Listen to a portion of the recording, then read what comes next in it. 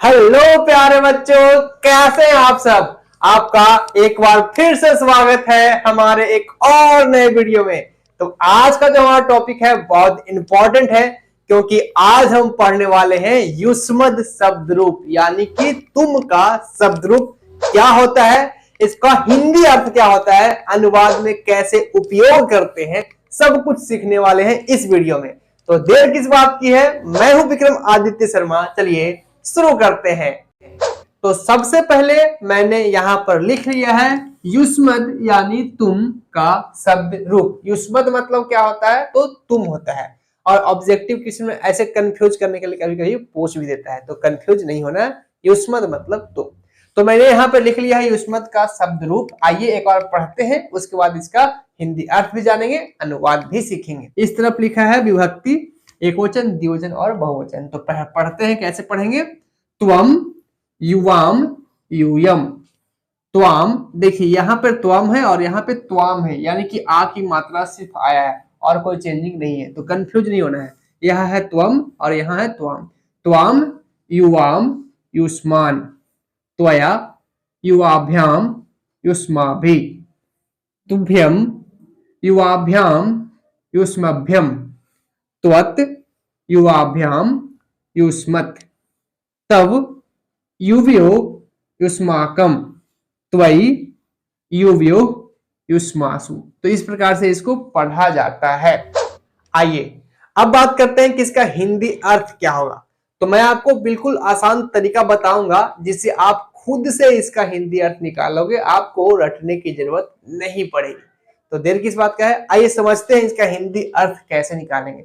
लेकिन इसके पहले कि मैं आपको इसका हिंदी अर्थ बताऊं, आपको कारक चिन्ह याद है, क्योंकि कारक चिन्ह से ही इसका हिंदी अर्थ निकाला जाता है। अगर नहीं याद है तो आप याद कर लीजिए, मैंने ऑलरेडी पढ़ा दिया है। ठीक है, आइए एक और देख लेते हैं। तो सबसे पहला जो है मेरा सवाल आपसे ये है कि बताइए, अगर आपको याद है तो प्रथमा विभक्ति जो है कौन सा कारक होता है और इसका चिन्ह क्या होता है। अगर आपको पता है आप मुझे कमेंट बॉक्स में लिखिए, मैं देखता हूं आप में से किनको पता है, पढ़े हुए याद रखते हैं नहीं रखते हैं। तो प्रथम विभक्ति होता है कर्ता कारक और इसका चिन्ह होता है ने, तो मैं यहां लिखता हूं ने, इस प्रकार से। उसी प्रकार से द्वितीय विभक्ति क्या होता है, इसका चिन्ह होता है को, ये होता है कर्म कारक और कर्म कारक का चिन्ह होता है को। तृतीय होता है कर्म कारक, इसका चिन्ह होता है से। इसी प्रकार से इसका हो जाता है के लिए, के लिए। इसका पंचमी का क्या होगा, इसका भी होता है से। फर्क कितना है कि ये जो से है तृतीय वाला, उसको संबंध जोड़ने के लिए करते हैं, और जो पंचमी वाला है उसको संबंध तोड़ने के लिए करते हैं, बस। षष्ठी का जो चिन्ह होता है वो होता है का, के और की भी होता है। तो अभी जगह दो लोगों के लिए है, तो यहाँ पे दो लोगों का ही सीट मिला, सबके लिए सीट नहीं मिल पाएगा। अरे बहुत महंगा सीट हो गया यार, क्या करें। सप्तमी का जो चिन्ह होता है वो होता है में, पे, पर। तो मैंने यहाँ पे सिर्फ में लिखा है क्योंकि अधिकतर यही यूज होता है। आइए अब इसका हिंदी अर्थ कैसे करेंगे आपको समझाते हैं। तो त्वम मतलब क्या होता है बबुआ, तुम। तो मैंने यहाँ पे लिख दिया तुम। अब इसका चिन्ह देखिए क्या है, ने, तो इसका हिंदी हो जाएगा तुम और ने, तुमने। इस प्रकार से कितना इजी है ना, बिल्कुल सिंपल तरीका होता है, बस आपको पता नहीं होता है और आपको लगता है बहुत हार्ड है। हार्ड बिल्कुल नहीं, इजी है। यहाँ पे द्वितीय विभक्ति आता है त्वाम, इसका हिंदी क्या होगा, तो इसका भी हिंदी जो है सिंपल है। पहले तो लिखते हैं हम तुम, तुम, और साथ में इसका चिन्ह लगा दीजिए, क्या है, को। तो हम लास्ट में लिखते हैं को, क्या बन गया, तुमको, तुमको। उसी प्रकार से तृतीय विभक्ति का हिंदी क्या होगा, आइए देखते हैं। तो त्वम यानी कि तुम, तृतीय विभक्ति का चिन्ह क्या होता है, से होता है, तो हम यहाँ लिखते हैं से, क्या बन गया, तुम से, तुमसे ही, तुमसे ही, गाना है ना, तुमसे। उसी प्रकार से यहाँ पे क्या हो जाएगा, यहाँ हो जाएगा तुम, और यहाँ है के लिए। तो अगर लिखते हैं तुम के लिए, तो कैसा लग रहा है, अच्छा लग रहा है, तुम के लिए नहीं, अच्छा नहीं लग रहा है। तो इसी को हम मॉडिफाई करके अच्छे शब्दों में लिखेंगे, तो हो जाएगा तुम्हारे लिए, क्या हो जाएगा, तुम्हारे लिए, तुम्हारे लिए। अब जो है ये अच्छा हो गया, मतलब ये पढ़ने में सही लग रहा है। तुम लिख के लिए यानी कि तुम्हारे लिए, तो तुम्हारे लिए मैंने इसको कर दिया। पंचमी विभक्ति इसका चिन्ह होता है से, इसका हिंदी क्या होगा? तो अगर हम लिखते हैं तुम और यहाँ चिन्ह है से, तो मैं यहाँ पे ऐड करता हूं से, तुमसे, हो गया तुमसे, तुमसे। षष्ठी विभक्ति का चिन्ह होता है का, के, की, तीनों होता है, तो मैंने दो लिखा है, तो इसका हिंदी क्या होगा? तो अगर हम लिखते हैं तुम और यहाँ है का, तो तुम का, ऐसे। अच्छा लग रहा है? जी नहीं, सेंटेंस की को जो खूबसूरती होता है वो खराब हो गया।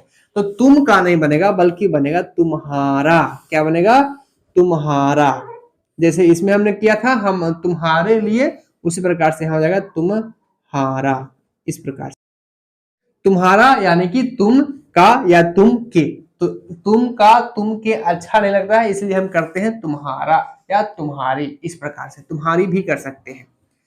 त्वयी मतलब क्या होगा? इसका हिंदी क्या होगा? तो इसका हिंदी भी निकालते हैं। तो त्वम मतलब तो हो गया तुम, यहाँ है में, तो तुम में। अब अगर हम लिखें तुम में तो अच्छा लग रहा है, बट उतना खूबसूरत नहीं है, तो तुम में नहीं बल्कि होगा तुझ में। क्या हो जाएगा? तुझ में हो जाएगा, तुझ और में, तुझ में। तुझ में रब दिखता है यारा, मैं क्या करूं, बस वही वाला है तुझ में। ठीक है, तो हमने क्या किया? हमने पहले तो एक वचन का हिंदी अर्थ निकाल लिया। अब इसी प्रकार से हम द्विवचन और बहुवचन का हिंदी निकाल सकते हैं। हाँ सर, बिल्कुल निकाल सकते हैं। तो मैं आपको सिखाता हूं एक दो, बाकी सब आप खुद कीजिएगा। तो यहाँ है द्विवचन, यानी कि तुम दोनों हो जाएगा। जैसे हम यहाँ लिखे थे तुम, क्योंकि एक वचन था, यहाँ द्विवचन है, तो लिखेंगे तुम दोनों, तो तुम दोनों, ऐसे। अब जो साइन होता है, जो चिन्ह होता है, वो लगा देंगे। तो तुम दोनों, चिन्ह क्या होता है? ने, तो हम लिख देंगे ने, तो हो जाएगा तुम दोनों ने। हो गया ना? आसान है? जी हाँ, आसान है। आगे देखते हैं बहुवचन क्या होगा। तो बहुवचन का हिंदी हो जाएगा तुम लोग। क्या हो जाएगा? तुम लोग। अब इसका हिंदी क्या होगा? तो तुम लोग, यहाँ चिन्ह क्या है? ने, तो हम लगाते हैं ने, तो हो जाएगा तुम लोगों ने। अच्छा, तुम लोग नहीं, तुम लोगों ने, इस प्रकार से। तो इसका हिंदी हो गया तुम दोनों ने, और इसका हिंदी हो गया तुम लोगों ने। तो अब आप सीख चुके हैं। अब आप ऐसे चुटकी बजा के इसको लिख देते हैं। कैसे लिखते हैं? चुटकी बजा के ऐसे। ओ तेरी, लिखा गया। लिखा नहीं गया, मैंने चुटकी बजा के इसको लिखा है। आइए, तो हिंदी अर्थ तो हमने सीख लिया। अब सीखते हैं कि इसका उपयोग अनुवाद बनाने में कैसे किया जाता है। तो आइए देखते हैं। तो इसका हिंदी ही हमारे अनुवाद में काम आने वाला है। तो हमारा पहला और सिंपल अनुवाद जो है, मैं लेता हूं एक सिंपल सा अनुवाद। तो हमारा सिंपल अनुवाद क्या है? हमारा सिंपल अनुवाद है, तुम्हारा नाम क्या है, कैसे बनाएंगे? तुम्हारा नाम क्या है, कैसे बनाएंगे? आइए देखते हैं कैसे बनाएंगे, सीखते हैं। तो तुम्हारा का पहले आप संस्कृत ढूंढिए। कहीं दिख रहा है आपको तुम्हारा का संस्कृत? देखिए पूरे कॉलम में देख लीजिए। तुमने, तुमको, तुमसे, तुम्हारे लिए, तुमसे, तुम्हारा, यहाँ पे मिल गया तुम्हारा का संस्कृत। क्या होता है? तब। तब मतलब होता है तुम्हारा। तो मैं यहाँ लिखता हूं तब, यानी कि तुम्हारा। नाम, नाम का संस्कृत क्या होता है? नामः, तो नामः। क्या, क्या का संस्कृत क्या होता है? किम। मैंने कल ही वीडियो अपलोड किया है शब्दार्थ का, और उसमें मैंने बहुत सारा शब्दार्थ बताया है। उसी में से एक शब्दार्थ हमारे काम आया आज। किम मतलब होता है क्या। ठीक है, तो शब्दार्थ भी बहुत जरूरी है, देख लीजिएगा वीडियो। ठीक है, आगे बढ़ते हैं।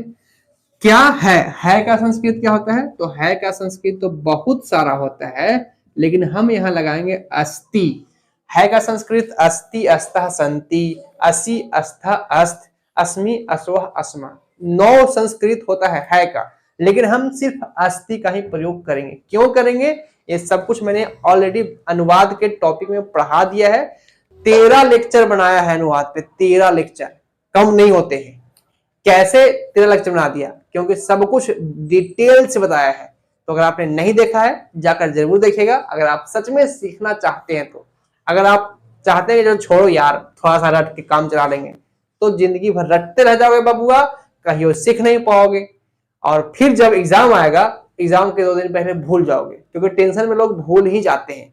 तो अगर सीखना चाहते हो तो अनुवाद का वीडियो थोड़ा सा मेहनत करके, कष्ट करके, कष्ट ही कहूंगा क्योंकि पढ़ने में तो बोझ लगता है, तो थोड़ा सा बोझ उठा लीजिए और अनुवाद का वीडियो देखकर सीख लीजिए। फिर आपको कभी बोझ नहीं लगेगा। एक बार मेहनत करोगे, जिंदगी भर राज करोगे। अगर एक बार मेहनत से बचोगे, जिंदगी भर लेबर की तरह काम करते रहोगे। अब आपके हाथ में चॉइस है, आप क्या चुनते हो। तो तव नामः किम अस्ति, यानी कि तुम्हारा नाम क्या है। इस प्रकार से हमने इसका हिंदी संस्कृत बना लिया। ऐसे मैं आपको बता दूं कि यहाँ पे अस्ति क्यों लगाए हैं, क्योंकि नाम कितने व्यक्ति का पूछा जा रहा है, एक व्यक्ति का, तो नाम के अनुसार हम अस्ति लगाए हैं, ना कि तब के अनुसार। तब मतलब होता है तुम्हारा, ये मध्यम पुरुष में आता है, लेकिन मध्यम पुरुष का सूत्र नहीं लगेगा, क्योंकि हम नाम के अनुसार लगाते हैं। ओके ओके, तो आगे बढ़ते हैं, एक सेंटेंस और लेते हैं, एक दो सेंटेंस और लेंगे तो और अच्छे ढंग से समझेंगे, सीखेंगे। तो हमारा नेक्स्ट सेंटेंस है कि तुम्हारे लिए, तुम्हारे लिए नहीं, अभी तो तुम्हारे एक वचन तो कर ही लिए, अब हम करते हैं द्विवचन का। तो तुम दोनों के लिए, ठीक है, तुम दोनों के लिए कहां दिख रहा है आपको, कहीं दिख रहा है, तुम दोनों के लिए, यहाँ पे इसका संस्कृत ये होगा। तो पहले सेंटेंस तो सुन ले क्या है। तो हमारा सेंटेंस है कि तुम दोनों, माँ तो माँ होती है, नहीं, माँ तो माँ होती है, माँ तो खाना खिलाएगी ही, चाहे आप पढ़िए या ना पढ़िए, चाहे आप अच्छा काम कीजिए या किसी का काम बिगाड़ दीजिए, माँ तो माँ होती है। तो माँ के नाम पे इस सेंटेंस बनाते हैं, तुम दोनों के लिए माँ खाना पकाती है। पहले आप ये देखिए, तुम दोनों के लिए, इसका जो है संस्कृत कहाँ देखा था हमने, तुम दोनों के लिए क्या है संस्कृत, युवाभ्याम। तो हम यहाँ लिखते हैं युवाभ्याम, युवाभ्याम, युवाभ्याम मतलब तुम दोनों के लिए। माँ, माँ का संस्कृत क्या होगा, तो माँ का संस्कृत माता होगा, माता। युवाभ्याम माता यानी माँ खाना पकाती है, तो खाना यानी कि भोजन, तो भोजनम, भोजनम, और पकाती है यानी कि पचती। पचती कैसे हुआ बाबुआ, ये सब तो बेसिक है, अनुवाद का बेसिक चीज है। तो मैंने बता दिया है, लट लकार का प्रथम पुरुष एक वचन का सूत्र लगा है माँ के अनुसार, यानी माता के अनुसार। युवाभ्याम माता भोजनम पचती, तुम दोनों के लिए माँ भोजन पकाती है। इस प्रकार से एक सेंटेंस और लेते हैं तो और अच्छे ढंग से क्लियर होगा। तो हमारा नेक्स्ट सेंटेंस है, क्या लूं इसमें, थोड़ा सा और डिफिकल्ट लेता हूं, हार्ड लेता हूं, तो हो जाएगा हमारा क्या, तुम दोनों को शिक्षक, नहीं तुम दोनों तो हो गया, द्विवचन हो गया, अब बहुवचन लेते हैं, तुम लोगों को शिक्षक पढ़ाते हैं, तुम लोगों को शिक्षक, शिक्षक पढ़ाते हैं। देखिएगा, किसी भी शब्द का या किसी का भी अर्थ निकालना हो या संस्कृत जानना हो तो कैसे पता चलता है, मैं आपको थोड़ा सा और बता दूं ताकि आप अच्छे ढंग से सीख जाओ। यहाँ पे आपको कारक चिन्ह पहचानना पड़ेगा, जैसे कि यहाँ लिखा तुम्हारा, तो तुम्हारा कहाँ पे आया था, यहाँ पे आया था, ये तो हमको पता है, या अभी हमने लिखा तो हमको याद हो गया कि तुम्हारा यहाँ पे मिल जाएगा। अगर नहीं पता है तो कैसे ढूंढेंगे, तो कारक चिन्ह से ढूंढेंगे। जैसे यहाँ लिखा हुआ था के लिए, तो आपको ये याद तो है ना कि के लिए कौन सी विभक्ति का सूत्र होता है, चिन्ह होता है, चतुर्थी विभक्ति का होता है के लिए। तो हमने इसी में देखा, तुम दोनों यानी कि द्विवचन था, तो चतुर्थी का द्विवचन देखा क्या था, यहाँ पे ये था, मिल गया तुम दोनों के लिए। इसी प्रकार से यहाँ पे आया है को, तो पहले आपको ये पता करना होगा कि को जो है किसका चिन्ह होता है, तो ये होता है द्वितीय का, यहाँ लिखा लेना को, ये तो पता हो गया। अब देखते हैं कौन सा वचन है, तुम लोगों को, एक नहीं दो नहीं, तुम लोग यानी ढेर सारा, तो बहुवचन, तो द्वितीय का बहुवचन में देखिए युष्मान है, मिल गया ना, तुम लोगों को मिल गया ना, उसका संस्कृति बगल में लिखा है युष्मान, तो यहाँ लिख लेते हैं युष्मान। युष्मान मतलब कि तुम लोगों को यानी कि युष्मान। शिक्षक पढ़ाते हैं, तो शिक्षक यानी कि शिक्षक, और पढ़ाते हैं, पढ़ते नहीं है, शिक्षक खुद नहीं पढ़ते हैं, पढ़ाते हैं। तो पढ़ना का संस्कृत होता है पठ, और रूप चलता है पठती, पठता, पठंती। लेकिन पढ़ाना का संस्कृत होता है पाठ, और रूप चलता है पाठयति, पाठयतः, पाठयंती। तो हम यहाँ लगाएंगे पाठयति, पाठयति यानी कि पढ़ाते हैं। इस प्रकार से बनकर तैयार है।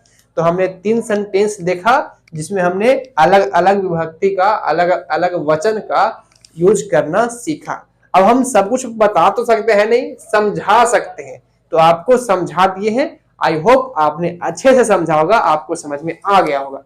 हाँ, एक बात और, रुक जाओ। एक रिक्वेस्ट है मेरा, आप किस क्लास में पढ़ते हैं और आपका एग्जाम कब है, ये बस मुझे लिख कर बता दीजिए, बस इतना ही।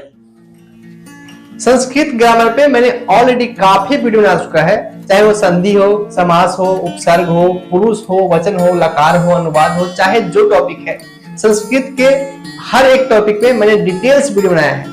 तो आप एक बार मेरा प्लेलिस्ट जरूर चेक कीजिएगा, लिंक डिस्क्रिप्शन बॉक्स में दिया हुआ है।